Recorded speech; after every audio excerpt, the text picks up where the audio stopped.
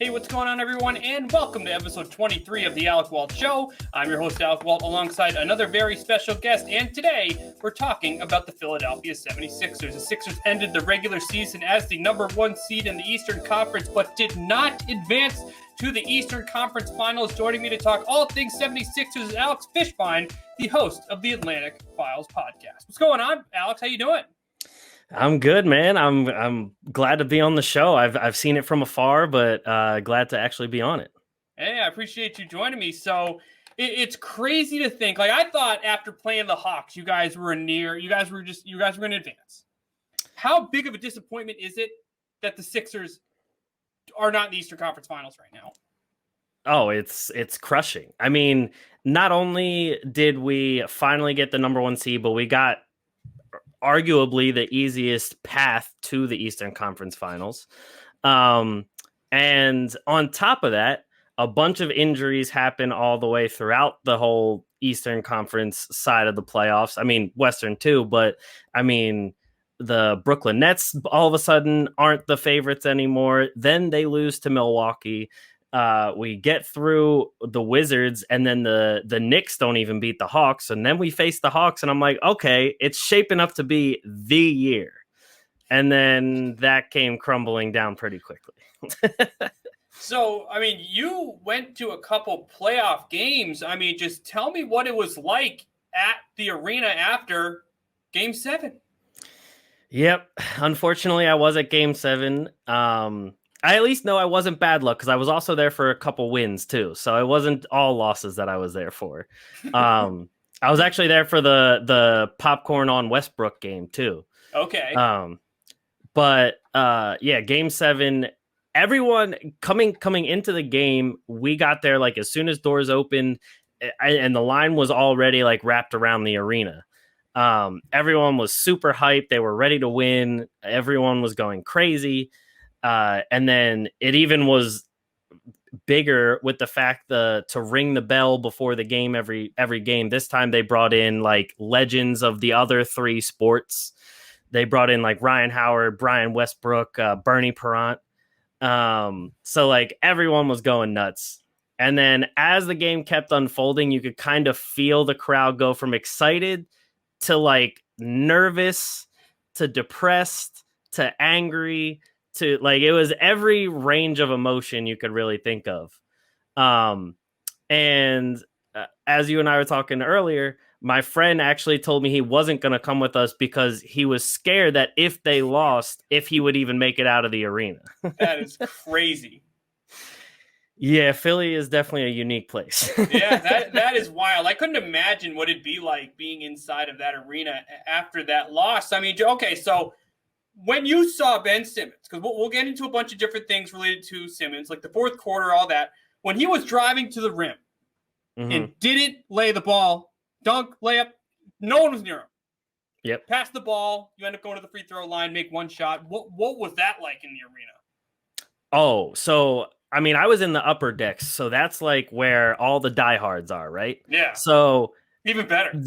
Yeah, exactly. The moment he passed the ball, I heard at least 5 people just throw every expletive you could think and be like, all right, trade Ben Simmons now. Like they wanted him traded like at that moment in the game. Wow. It was pretty crazy to me, especially because as we were watching it wasn't only that, but I counted at least 5 or 6 times that in any other game when he had the ball going full speed at half court, he was going to the rim no matter what. And then in Game 7, he just stopped at the free throw line and looked behind him like, who do I give it to now? That is, I couldn't believe that. I mean, his fourth quarter numbers have been pretty awful throughout this entire postseason, but specifically with that play, does it make you nervous about his potential with this team, knowing that in Joel Embiid's final press conference, he mentioned that play specifically before he left? Yeah, I mean, it's very worrisome. I think that, like, especially after that play, I think it was crystal clear that what he needs is like a sports psychologist, because there's no, like, that's a thing we've seen him do so many times. His trademark like emoji is that one with the air coming out of the nose, because like that's his face every single game when he dunks the ball in that same exact situation. So it was just like from that moment I was like, oh, he's deep into his own mind. And you could even tell with the fact that every time he went to the free throw line before his first free throw, the entire Philly crowd started to cheer and they're like, come on, Ben, come on, Ben. Like you could just hear it throughout the whole stadium. And then the moment he missed the first one, then it turned quickly into like, here we go again. And it was just, at one point I actually saw before his first free throw when they started Hack a Ben, I think it was at the end of the first half. He goes to the free throw line. The crowd starts like trying to hype him up. And John Collins is lined up to get a rebound. And he's telling the crowd to keep going. He's like, yeah, hype him up, hype him up. And that's the opposing team doing that. Yeah, I mean, the strategy worked. They're advanced. It's true. It's true. I mean, yeah, after all that, it definitely worries me a lot just based off of his mindset and like his confidence now, because you can tell there is zero confidence right now left in him. And it's not like you want to be in the city of Philadelphia when you don't have confidence, because that's a rough sports town. We both live in the Northeast. We both have been all over the place. I've seen Philly. I've been to a bunch of Philly sports events. I know exactly what you guys are like. For his sake, is he slowly becoming one of those guys that really isn't liked amongst the fans? Because that's a bad spot to be in when you're trying to fix your confidence. Yeah, I mean, it's definitely like right now, I definitely say before this postseason, I would say it was pretty evenly split between people who like Ben and people who don't like Ben, in terms of Philly fans. But after this postseason, I would say it's probably like 80-20 in terms of don't like to like. I mean, I've even seen in a bunch of different like forums and groups and like on Twitter and everything, a lot after every single game of the postseason, it was, what did Ben do? What did Ben not do? And everyone was just fighting with each other over like if it was good or bad. Like, honestly, it didn't even matter what the rest of the team even did. It was always an argument whether Ben was good or not good. That's a bad spot to be in. Exactly. And I mean, like when I was talking about the fans in Game 7, the moment it finally was like, okay, we're going to lose, you saw a water bottle flying through the air and hit the court. It was immediate. And then all the rally towels and t-shirts that they gave out for free, you see them getting thrown all around and everything. And it was just kind of like literally as you're walking to the escalators and everything, all you heard throughout the entire crowd was trade Ben. Do you think they should? Sounds like they have to. It does sound like they have to, because it sounds like I try to put myself in Ben's shoes because I do feel bad for the guy. I agree. If I come back to Philly next season, I am under the biggest of microscopes. So it's literally whatever I do next season. If I'm back in Philly, every move I make is going to be scrutinized as if it wasn't already. And so if I'm Ben, I don't know if I would even want to come back unless you have the mindset of like, okay, I'm going to prove Philly wrong, which in that case, then Philly would love you again. Yeah, it would. But me personally, I just don't think they're going to get as much for Ben as they could have gotten, say, this past trade deadline. So the only thing I worry with is trading him for, like, I've seen a lot of people talk about trading him for like CJ McCollum, or some people even saying Zach LaVine. And if I was Chicago, I don't know why I would do that. I would not do that. Yeah. So my thing is, like, no disrespect to CJ. He's a great player. I love CJ's game and everything, but he's not like your point guard to run your entire team. So it's, to me, I think trading Ben is a little iffy. And if it was up to me, I would say, Doc Rivers seems really committed to improving him. They talk about having this big plan for him and everything. I would say let him play out a little bit of the beginning of next season in Philly. If his stock increases at that point because he's showing some new things, then you have better ability to trade him somewhere and get something in return. Or, I mean, I don't think his stock can get much lower than it is now unless like something drastic happens, like an injury or something like that. So that's the route I would go personally. So for him, he's been in the league for about, 6-7 years now, something like that. How has he still been in a three-point shooting league? How has he still not been able to develop a shot? Your guess is as good as mine, especially because he's posting all these off-season videos of him shooting threes. He just, I don't know why you would put yourself in that spot, though. Exactly. That was my biggest thing. I was like, if you're not going to shoot in a game, why are you posting the videos of you shooting just to give people more ammo to say, like, we see you shooting here. Why can't you shoot during the game? Like, don't even give the fans ammo for it if you're not going to do it. And on top of that, I was reading the book, I think it was called Tanking to the Top by Yaron, I forget his last name. But I think he works for like The Athletic or something like that.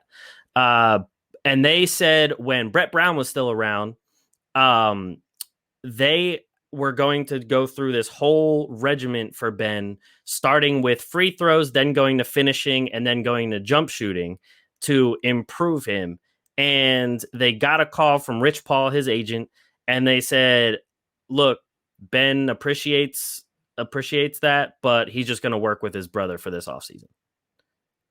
So I was like, was this before or after he signed? Oh, so you said this was Morris. This was last. This was with Brett Brown. So this was with Brett Brown. Okay. Yeah. So this was, I don't think it was last year. I don't think it was the bubble year. I think it was the year before. Okay. Now, okay. Yeah. Like the offseason leading up to what a terrible answer. The season that got cut short. What a terrible answer. I know. Exactly. Because especially, you can say what you want about Brett Brown, the coach, but Brett Brown, the player development guy, has been amazing. I mean, as people have seen his work in San Antonio. Yeah. No, he was a good coach. I mean, I understand why you guys moved on to him. You guys ended up adding Doc Rivers. But, right. If you're Ben Simmons, obviously he declined to play for Team Australia. He's going to be, quote, working on his development. We've seen reports that Rich Paul's agent is working with Daryl Morey to discuss the future of him and his organization. It's a pretty crazy spot to be in right now if you're Ben Simmons. But this is the way I look at it. If you're going to trade him and your team isn't better after the trade, I don't think it's worth it. Like, I don't think it's worth going after a CJ. Maybe if you can get someone like a D'Lo, I guess. But, at the end of the day, you guys got to surround a team around Embiid. The guys that are perfect for Joel Embiid. And, I'm just – obviously it's his team. But if that relationship's torn, it's going to make things even more difficult. Exactly. And, I mean, a popular topic that has gone around in Philly circles too, especially Philly media circles, is just that the team continuously fails Embiid. They don't put the right talent around him. They don't put the right coach around him. They like it just continuously every year. And I know a lot of people from the outside looking in are like, well, Embiid's hurt all the time. Like he's not playing full seasons or anything like that. And it's like, yeah, but all of Philly understands that. They're like, okay, he's going to miss probably 20 games. Like as long as we can survive, like make it 500 in those games and then win the ones with him, we're perfectly fine. Yeah. And then have him ready for playoffs. But it was just like every year. I mean, every year ever since, I'm taking this back a while, but every year since Brian Colangelo took over was just like bad thing after bad thing after bad thing with like the whole Twitter burner account gate with him. I forgot about that. Talking crap on Embiid and the rest of the team. And then after that, it was Fultz, trading all that to get Fultz, who then didn't amount to anything. It amounted to like Jonathan Simmons, who again isn't on the team. And then that leads to, Brett Brown getting fired, and then Butler not coming back, and Tobias getting a max contract. And now you're at this point where it's just like, so what do you do? And I don't even like, with Joel Embiid's comments in his press conference, it was just like, with all the rumors before of Ben Simmons and Joel Embiid not really getting along, now I'm kind of like, they might have gotten along before, but I think Joel Embiid's just fed up. Yeah. Yeah, it's a brutal position for him to be in. He's one of the best players in the NBA. Oh, and when he was in certain situations that he couldn't control to advance to the Eastern Conference Finals, the player in that position was the second best player on your team. And he, unfortunately, in that moment didn't show up. You talked about how the team consistently fails Embiid. And you mentioned coaching. Is Doc the right coach for this team? See, that's really tough for me because he definitely had the right idea for most of the team. Tobias continuously plays amazing under Doc. Tobias has his best seasons under Doc. Even Embiid, with this whole regular season finishing runner-up and MVP, he was amazing every time he touched the floor. So I think that Doc definitely unlocked a good bit of Embiid and of the team itself. It's just really hard to look past Doc's history in the playoffs, especially when his team has a lead or it's just really difficult. Especially, I was also there for game 1 against the Hawks, and I continuously asked, why is Danny Green playing defense on Trae Young? The entire time, I think when I looked at the matchup stats later on that night, he had, I think it was around 30 to 32, and 26 of those points were on Danny Green. I'm like, how do you go that whole time and think maybe I should switch the defense up? Not even Thibault. Yeah, not even Simmons. Green's exactly. a good perimeter defender and has experience in the playoffs, but I'm sorry, if something continues not to work, you got to make an adjustment. Exactly. And then game 2 happens, and he finally puts Simmons on Trae Young. Trae Young has one of his worst games of the series, and they win. And I'm like, it's not rocket science. There are some times where there's a really good coaching battle, but a lot of the times it's kind of simple. Because it was also one thing that I continuously watched was the fact that they would let Trae Young on the defensive end just hang out with Korkmaz in the corner and never go his way. And I'm like, you have the worst defender on your corner shooter.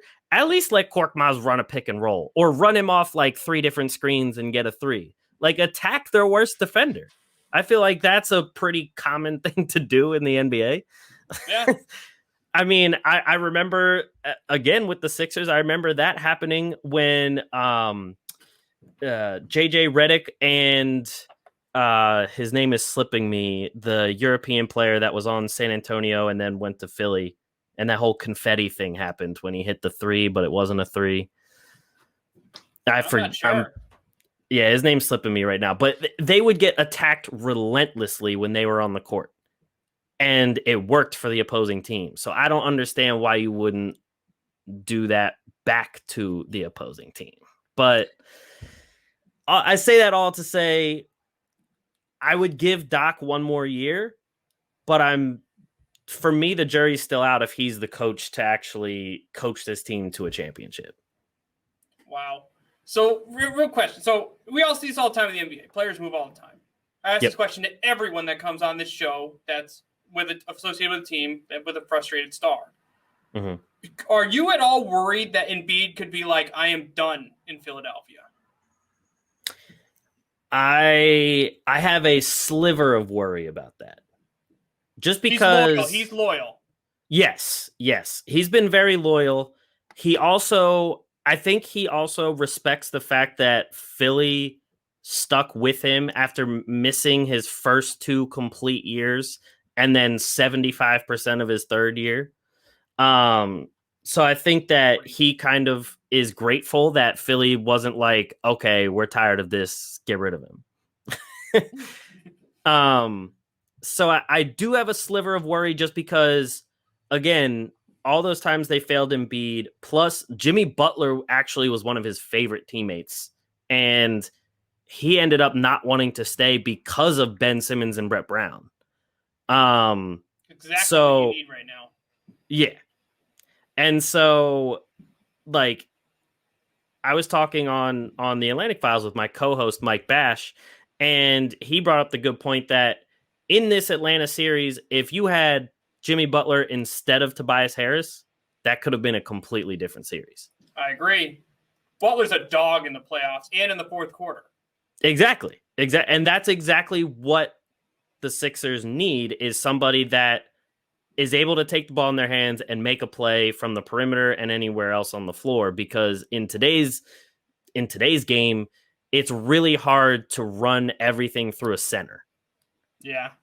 Unless it's Jokic. And so, yeah, exactly. And at least with Jokic, I mean, he has the elite passing ability, which Embiid is still learning that aspect. But yeah, I have a sliver of worry for Embiid to say that. And honestly, I think if he does end up saying he wants out, I think that would be if next year they don't make it to at least the Eastern Conference Finals. So how do you get there? That's the question. Because Morey did a good job this year. He added more shooters. You know, Maxey was a great rookie. Seth Curry, you guys won that Josh Richardson trade. I mean, you guys got some solid pieces, but it's very clear what you need. And if that's your timetable, like, I don't know where you find it. Right. No, I agree. And I think that, to me, like, I don't want to say the obvious because I don't think it's going to happen, but I think the big thing is you need to trade Tobias for somebody like if you did Tobias for CJ McCollum, I think that works out better than a Ben Simmons for CJ McCollum kind of deal. That makes sense. And that's, and that's, again, Tobias had a great season, like borderline all-star season. But in terms of his play style and fit with the team, he fits okay. But I think like swapping him for a CJ type or for like just any kind of like co-star kind of type would be the best move to make. However, I don't see somebody like Portland going, yeah, we'll take Tobias. So, even if it's not Portland, do you think it's a realistic opportunity with, he recently signed a deal with Philly that he could possibly get moved from this team? Yeah. I mean, I think that's the biggest thing with Tobias is he is getting paid like max money. Money. Yeah. So the only deals you're actually going to make with him are somebody that either like needs to just kind of that are in the same situation as Philly, where they need to like switch a co-star for a co-star because of a better fit, or it's going to have to be a team that is in the tanking or like just on their way up kind of level. And when it comes to that side, like Chicago, I'm not trading Levine for Tobias. I'm not even trading Levine for Ben Simmons if I'm Chicago. And then you have somebody like another player that a lot of Philly people have talked about is Bradley Beal. But if I'm Washington, why would I want Westbrook and Tobias? Yeah, no. Or even Westbrook and Simmons. Like, absolutely not. Exactly. So it's really hard to do that. I mean, because then even if you're Philly, you don't want to trade Tobias for Westbrook. And then Simmons for Westbrook, I guess might be one of like your best value trades as a trade for like trading away Ben Simmons. Is he better for Embiid? That's a good question too, because Embiid hates Westbrook. Exactly. So then you get back on the train of, well, is Embiid going to be unhappy and demand a trade if you bring in like his biggest rival? Yeah. So in the end, it's just it's like I don't resent Morey for his situation right now. Yeah. No. But I love Daryl Morey.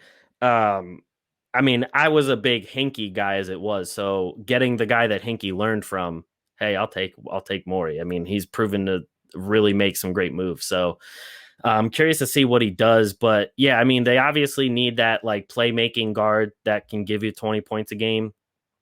And then honestly, after that, just surround everybody with shooter, like 3-and-D type of guys.